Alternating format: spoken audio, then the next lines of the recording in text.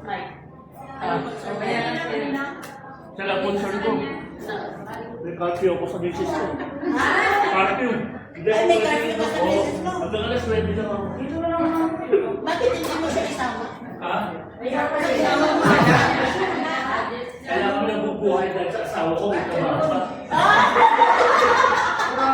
Pagka wala na yung trabaho asawa ko, patay na kami. Kaya pala sinasabi niya, maski wala ka lang.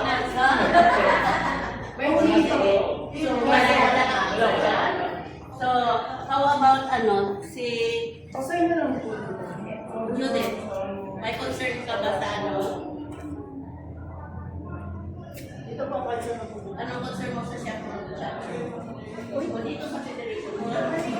Pirma na lang po dito, ma'am. Pirma mo na lang. Basta pirma niyo na lang po. Wala. Kalidad po, officers. Kalidad. Walang problema.